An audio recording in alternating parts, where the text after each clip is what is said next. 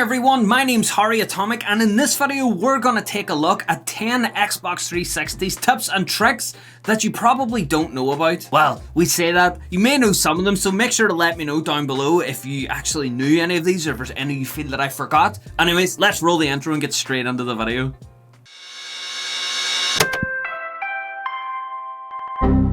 So before we get stuck into the first fact in this video, I want to ask you guys to please consider subscribing to the channel. I know that a lot of people are enjoying the videos even while I was having my little break there, but it seems that about 90% of the people watching the videos are currently not subscribed. So if you enjoy the videos on the channel and you want to see more, then make sure to hit subscribe. It's free and it helps the channel out a lot. Anyways, let's get stuck into the list. So the first item on this list is that you can play games online for free on your Xbox 360. Now, this involves kind of bypassing Xbox Live by using an app on your computer called Xlink Kai.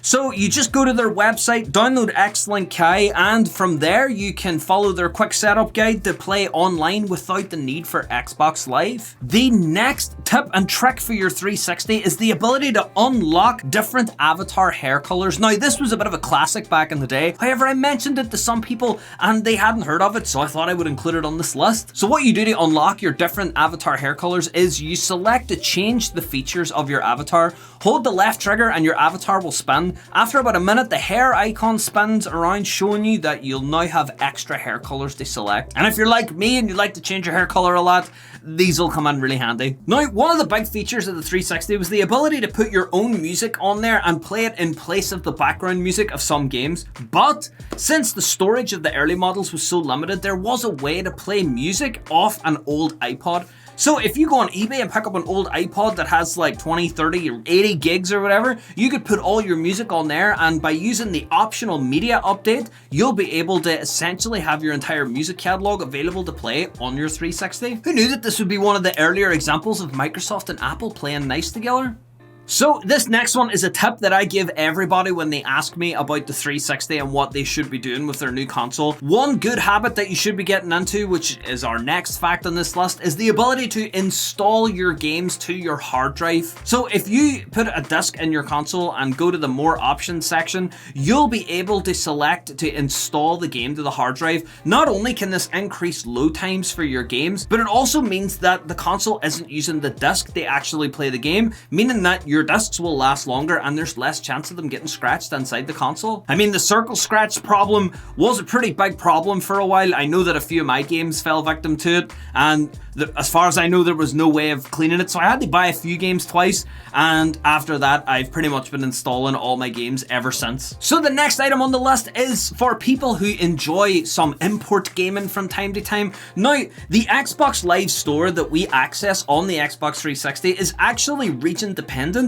Depending on what region you're in, you'll get served different games, different DLCs, essentially whatever was available in the market that your gamer tag is associated with. However, you can create a new gamer tag and just spoof a different region as if it's there, and you'll be able to access the Xbox Live store for another country. In this instance, I think the best way of showing this off is by creating a Japanese profile so that we can access the Japanese Xbox Live store and get access to games and DLC that we never got over here in the West. The next item on our list is a classic for people who like customizing their Xbox One, and that's the ability to customize the background on your Xbox 360. So all you need to do is find an image that you want to use as your wallpaper and put it onto a thumb drive. Then you put that thumb drive into your console and select the picture viewer application. From there, you find the image that you want to use as your background and select the option to use it as your background. So with that, now you'll be able to add an extra layer of customization to your 360. So this next one is, again, another piece of advice that I usually give to people that are playing around with Xbox. Maybe they've got their first Xbox One, or maybe their Xbox has died and they're getting another Xbox. I don't know, there's plenty of reasons why people ask me this question. And that is the ability to move your saves into the cloud. Now, if you're playing on Xbox One, your saves will automatically be backed up to the cloud if you've got Xbox Live, which is great. I mean, it should do that automatically anyway. However, in the Xbox 360, you can also move your old saves onto the cloud to move them up to your Xbox One. So all you gotta do is go into your storage on your Xbox 360 and find the save that you want to move and copy it into the cloud saves folder.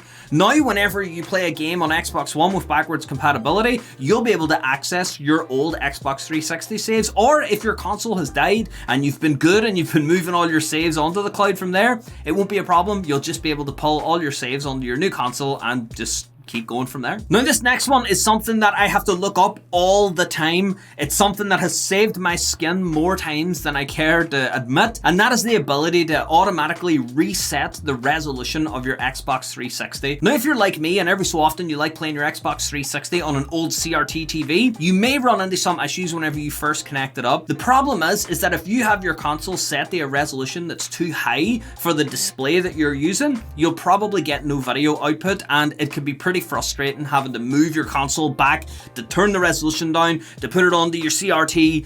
It's just a whole faff. It would be way better if there was a way to reset it using just some buttons, wouldn't there? Well, all you have to do is turn off your console and turn it back on using the guide button. From there, hold Y and the right trigger on your controller, wait about 30 seconds and your console will restart in the default resolution that will work on pretty much every display. Also, just a little bit of advice, if you do get a new console and you plug it in and it's not working, definitely try this as your first troubleshooting step. There are so many consoles that I thought were completely dead and had no HDMI output, only to find out that the resolution was set to something weird that my monitor didn't support. The next tip and trick on our list is the ability to clear the cache on your Xbox 360. Now, this sounds like the most boring thing in the world. However, it can enable you to do some pretty crazy things with your old games. Now, essentially what clearing the cache is getting rid of any files that are stored on your hard drive that are used in the operation of the console, or maybe some system updates, things like that. Basically anything that's not a save file. So your saves will be okay here, as long as you don't select format. My goodness, someone did that one time. They asked me, like, what should I do to fix my console? I told them to clear the cache. They formatted their hard drive, then their saves were gone, and they should have uploaded them to the cloud. If I had made this video before, then their saves would have been fine.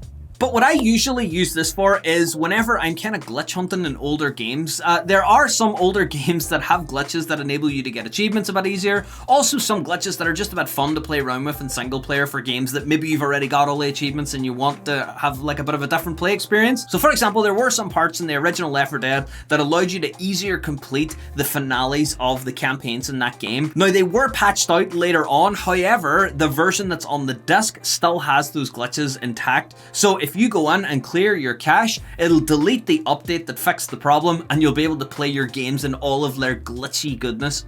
So good. Also, apparently it can be used to troubleshoot some issues with like connecting to Xbox Live every now and then. So again, after you've reset your resolution, clear your cache. That's number 2 troubleshooting step. Wow, we're really pitching for 2 different directions in this video, aren't we? Anyways, on to the last tip. So the last tip and trick for the Xbox 360 is again one that people have come to me about and asked me questions about, and I've been like, yeah, you know your 360 can do this. And that's the ability to play original Xbox games on your 360. So whenever someone sends me a message and I usually say recommend them an original Xbox game, some people will tell me that they don't have an original Xbox, to which I reply, well, do you know that you can play those games on your Xbox 360? I mean, it's true, the effort to maintain backwards compatibility with Xbox games didn't just start on the Xbox One. The Xbox 360 out of the box came with the ability to play a large selection of Xbox games, and over its life cycle was updated to support a pretty large chunk of the library. So what this means is that even if you don't have an original Xbox, or maybe you have your Xbox connected to a HD TV and you don't want to like connect up your old Xbox with old connectors and all this other stuff, you can put your old original Xbox games into your 360 and play them that way. Now, the other thing to note as well is that there are some games that are compatible with the Xbox 360 that aren't compatible on the Xbox One, if that makes sense. So if you are looking to backwards compatible play, I'll stick with it, your original Xbox games, then maybe the 360 would be the better option over the Xbox One or the Series X. And there you have it. I'm pretty sure that was 10 tips and tricks about your Xbox 360 that you probably didn't know. If you did actually know any of these, let me know down below. If there's any that you feel that people might find useful, also head down into the comments and drop them down there and I'll give them a like and people can go down and read them and see all the handy tips and tricks for their old console that they maybe didn't know. And as I said at the start of this video, if you're one of the 90% of people that are watching this video that haven't subscribed, please consider subscribing and hitting the bell notification if that's your thing. And it'll let you know every time that I upload a brand new video, and it also lets YouTube know that you liked this channel and that these videos is good and that YouTube should send its algorithm around to give me a little handshake. Yeah. So thanks for watching this video, and I'll see you guys next time.